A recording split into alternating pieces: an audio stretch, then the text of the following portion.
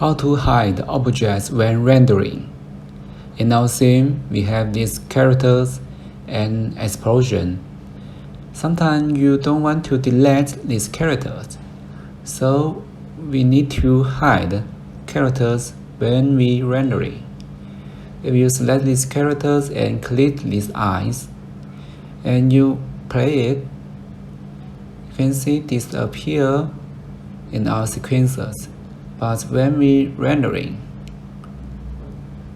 we select Accept, Render. You can see this character is still here. So what should I do?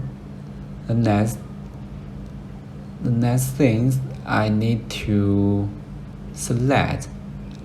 Oh, okay, I need to open this character again and select it. We select rendering and choose Add a Hidden in Game. Yeah, it's really simple. Okay, we render again. We click this button and render. Yeah, this character is disappear. That's it.